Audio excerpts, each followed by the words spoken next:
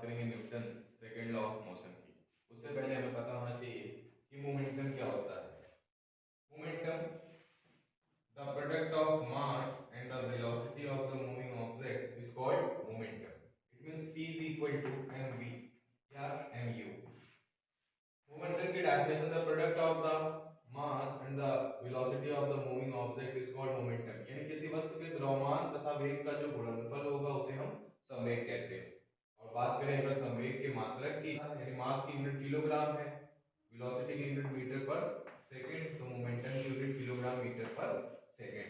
Momentum ही वो कारण है जिसकी वजह से 50 की स्पीड में आ रही ट्रेन और 50 किलोमीटर पर आवर की स्पीड में आ रही कार के बीच टक्कर होने पर जो कार है वो ज्यादा ध्वस्त हो जाता है। क्यों? क्योंकि ट्रेन की जो मोमेंटम होती है वो उसकी ज्यादा होती है।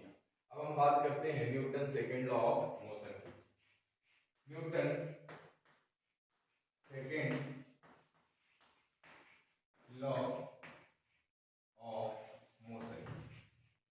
Newton second law of motion बहुत सिंपल था। Force applied on a body is directly proportional to the rate of change in momentum of the body.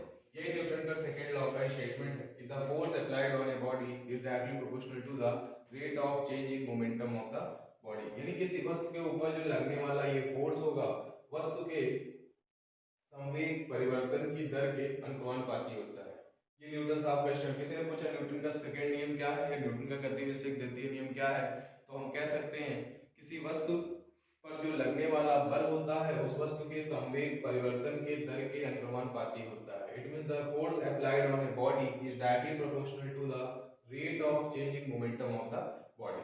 ये हमारा न्यूटन का सेकंड लॉ ऑफ मोशन है। अब इसको हम डिराइव करके देखें कि suppose a body of mass and moving with initial velocity u, an external force applied on it and body accelerates with uniform acceleration a and velocity will become v in time t and the distance as covered by the moving object। then हम बात करें initial momentum की। Initial momentum जिसको हम प्रारंभिक संवेग कहते हैं, मोमेंटम p1 की, तो हमें पता है ये हो जाएगा mass into initial velocity। It means p1 is equal to m into u। Similarly अगर बात करेंगे फाइनल मोमेंटम की, मोमेंटम p2, तो मास इनटू फाइनल वेलोसिटी, इसको हम कह सकते हैं p2 is equal to m into v। अगर बात करें हम चेंज इन मोमेंटम की, चेंज इन मोमेंटम, तो delta p p2 minus p1 यानी final momentum minus initial momentum, यानी delta p is equal to हो जाएगा mv माइनस का mu, यानी delta p is equal to m common ले ले तो v माइनस का u। बात करें अगर हम टाइम इंटरवल यानी समय अंतराल की, टाइम इंटरवल डेल्टा t, तो हमें पता है ये कितना गिवन है t, क्योंकि बॉडी की जो स्पीड u2v या वेलोसिटी u2v हुई और टाइम इसने लेकर आ कितना t। तो अगर हम बात करें इसी में स्टेटमेंट में, अगर हम न्यूटन साहब के फोर्स को अगर हम बताना चाहते हैं तो न्यूटन के अकॉर्डिंग क्या था कि according to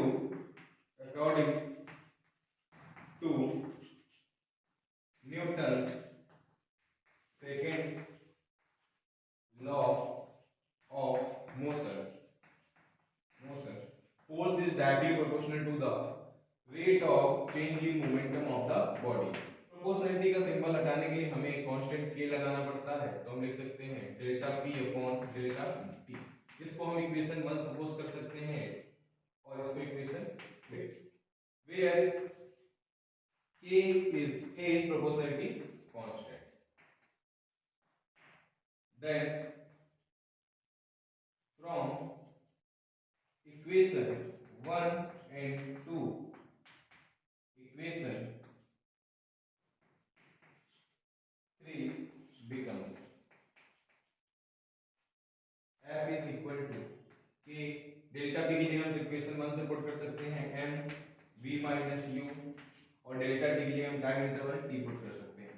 f as it is रख ले k m v minus u upon t, और हमें पता है कि the rate of change in velocity is called acceleration.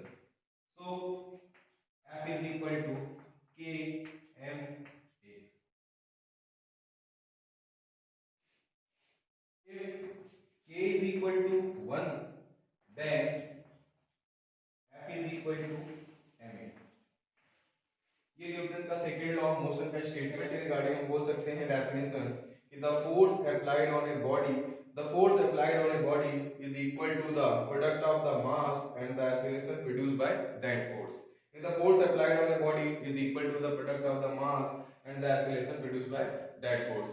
अगर हम बात करें वापस से देख लेते हैं, बहुत आसान है. According to Newton's second law of motion, the force applied on a body is directly proportional to the rate of changing momentum of the body. ये न्यूटन साहब का स्टेटमेंट था. इसके बाद अगर हम बात करें इसके डेरिवेशन की, तो हम कह सकते हैं कि suppose a body of mass m moving with initial velocity u, an external force F applied on it, and the body accelerates with uniform acceleration a, and the velocity will become v in time t, and also body covers some distance which is equal to the s. So initial momentum mass into initial velocity, it means p1 is equal to m into u. Final momentum p2 is equal to mass into final velocity, it means p2 is equal to m into v. change in momentum यानी momentum में जो change आया delta p, p2 minus p1 यानी final momentum minus initial momentum mv minus mu, delta p is equal to mv minus u. Time interval delta T की बात करें, साफ साफ लिखा है इसमें डी होगा. तो according to Newton second law of motion, the force applied on a body is directly proportional to the rate of change in momentum of the body. So F is equal to k delta p upon delta t, where k is a proportionality constant है.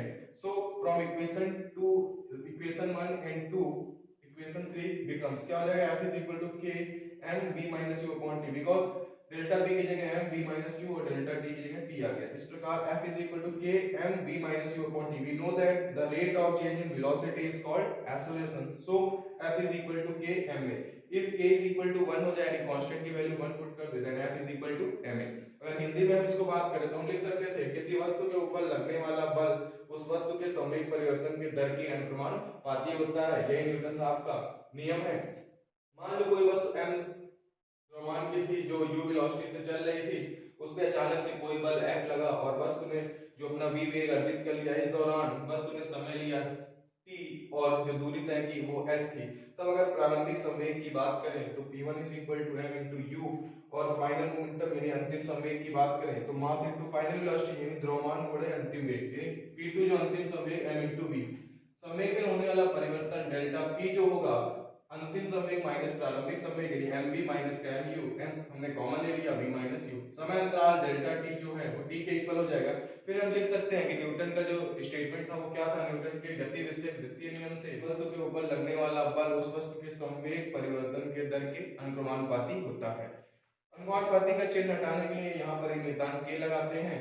फिर हमारा F is equal to ये F बराबर k delta p upon delta t. समीकरण 2 और 1 से समीकरण 3 जो है F is equal to k m v minus u upon t, यानी F is equal to k m v minus u upon t.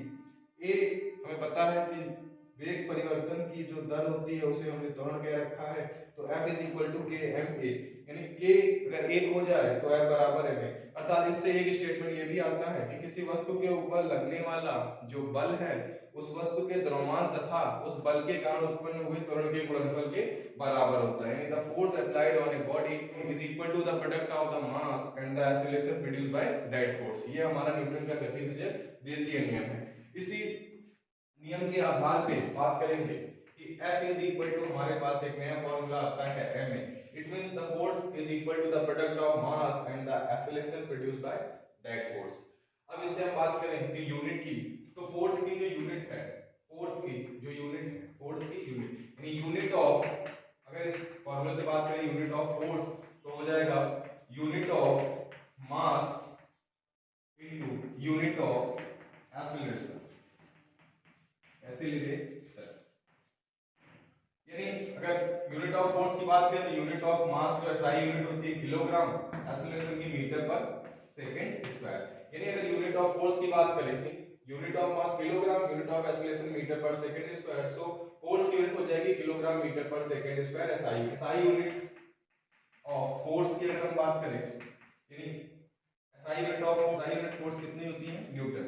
तो अगर 1 न्यूटन की बात करें, 1 न्यूटन तो 1 kilogram metre per second square.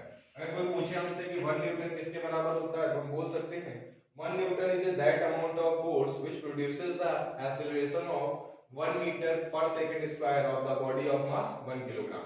यानी किसी ने अगर हमसे पूछा कि जो बल का मात्रक है 1 न्यूटन, उसकी परिभाषा क्या होगी, तो हम दे सकते हैं कि 1 न्यूटन वह बल है जो 1 किलोग्राम की वस्तु में 1 मीटर प्रति सेकंड स्क्वायर का त्वरण उत्पन्न कर देती है। It means 1 Newton is that amount of force which produces the acceleration of 1 metre per second square of the body of mass 1 kilogram. अगर हम बात करें सीजीएस यूनिट ऑफ फोर्स की, यदि सीजीएस मात्रा बात करें अगर हम बल के, तो वो होता है हमारे पास ग्राम सेंटीमीटर पर सेकंड स्क्वायर, और इसको सिंपली हम डाइन के नाम से जानते हैं। सो सीजीएस यूनिट जो होगा हमारा 1 डाइन भी बोला जाता है। 1 dyne is equal to gram centimetre per second square. किसी ने पूछा कि 1 डाइन क्या है, तो बोल सकते हैं 1 dyne is that amount of force which produces the acceleration of 1 centimetre per second square of the body of mass 1 gram. यानी 1 डाइन वह बल है जो 1 ग्राम की वस्तु में 1 सेंटीमीटर प्रति सेकंड स्क्वायर का त्वरण उत्पन्न कर देती है। किसी ने पूछा कि बल का मात्रक क्या होता है, तो हम बोल सकते हैं कि बल का एसआई मात्रक न्यूटन होता है और सीएस यूनिट डाइन होता है। 1 न्यूटन जो है 1 kilogram metre per second square के बराबर होता है और 1 dine 1 gram centimetre per second square के बराबर होता है। ये हमारा बल का एसआई मात्रक, ये सीजीएस मात्रक हो गया। यानी फोर्स की एसआई यूनिट न्यूटन और सीजीएस यूनिट डाइन।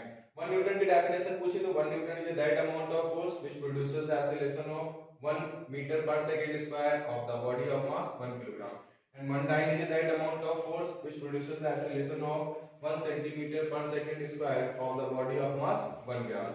1 न्यूटन वह बल है जो 1 किलोग्राम की वस्तु में 1 मीटर प्रति सेकंड स्क्वायर का त्वरण उत्पन्न कर देती है, और 1 डाइन वह बल है जो 1 ग्राम की वस्तु में 1 सेंटीमीटर प्रति सेकंड स्क्वायर का त्वरण उत्पन्न कर देती है। अनदर यूनिट ऑफ फोर्स की तो वो होती है हमारे पास किलोग्राम फोर्स। किलोग्राम फोर्स जो नॉर्मली हमारा लिखा होता है केजीएफ के फॉर्म में, और एक होता है हमारे पास ग्राम फोर्स जिसे हम जीएफ के फॉर्म में लिखते हैं। अर्थात अगर पूछे कोई कि फोर्स की कितने यूनिट है, बोल सकते हैं एसआई यूनिट तो न्यूटन है, सीजीएस यूनिट है। इसके अलावा दो ग्रेविटेशनल यूनिट जो होते हैं वो kilogram force and gram force. गुरुत्व पर आधारित दो मात्रक होते हैं बल के, वे होते हैं किलोग्राम भार तथा ग्राम भार। किसी को अगर केजीएफ अगर हम बात करें किलोग्राम फोर्स से अगर हमें न्यूटन में बदलना है तो सिंपल हमें कुछ नहीं करना है। अगर 1 किलोग्राम फोर्स लिखा है तो ये 9.8 न्यूटन के बराबर होगा, 9.8 न्यूटन के इक्वल होगा। बिकॉज जो भी किलोग्राम फोर्स में दे रखा होगा उसमें हमें g की वैल्यू यानी 9.8 और 10 metre per second square put करके मल्टीप्लाई कर देना है, और किलोग्राम फोर्स जो है वो न्यूटन में कन्वर्ट हो जाएगा। इसी प्रकार अगर हम ग्राम फोर्स की बात करें ग्राम बल की, तो वो कुछ नहीं है, हमारे पास 980 यहाँ पे पुट करेंगे और ये हो जाएगा हमारा डाइन। यानी न्यूटन में आना है तो 9.8 और ग्राम फोर्स से अगर इसमें आना है तो हम इसकी वैल्यू पुट कर सकते हैं g की 980 सेंटीमीटर पर सेकंड स्क्वायर, ये हम पुट कर देंगे और ये हमारे पास क्या आ जाएगा, g की वैल्यू पुट करते ही जो फोर्स है हमारा ग्राम फोर्स से डाइन में कन्वर्ट हो जाएगा, और किलोग्राम फोर्स को अगर हमें न्यूटन में बदलना है तो 9.8। इसका मतलब ये है कि फोर्स की यूनिट न्यूटन और डाइन होती है, लेकिन साथ ही साथ दो और यूनिट होती है kilogram force and gram force. इसके अलावा जो डिराइव्ड यूनिट है वो सबको पता ही है कि 1 Newton is equal to 1 kilogram metre per second square and 1 dyne is equal to 1 gram centimetre per second square. Relation between Newton and dyne, Newton and dine.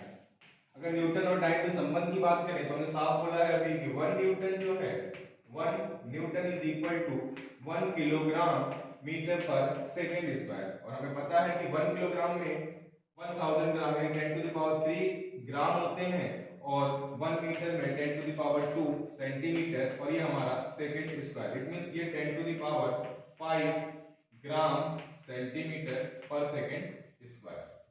और हम थोड़ी देर पहले भी हमने पढ़ा ही था कि 1 डाइन जो होता है is equal to 1 gram centimetre per second square. It means 1 dyne is that amount of force which produces the acceleration of 1 centimeter per second square of the body of mass 1 gram। यानी एक time का बल है जो 1 ग्राम की वस्तु में 1 centimetre per second square का त्वरण उत्पन्न कर देती है। सो अगर हम बात करें यहाँ तो हम 10 टू द पावर 5 ऐसे ही, और ग्राम सेंटीमीटर सेकंड स्क्वायर की जगह हम यहाँ क्या लिख सकते हैं, डाइन। इट मींस जो 1 न्यूटन है वो 10 टू द पावर 5 डाइन के इक्वल होता है, अर्थात 1 न्यूटन 10 की घात 5 डाइन के बराबर होता है। ये हमारा बल का पूरा टॉपिक है जिसमें न्यूटन और डाइन के बीच का ये संबंध है। Newton third law of motion की अगर हम बात करें, न्यूटन के गति विषयक तृतीय नियम की अगर हम बात करें, Newton third law of motion की हम बात करते हैं, न्यूटन के गति विषयक तृतीय नियम की सिंपल सा है कि every force is an equal and opposite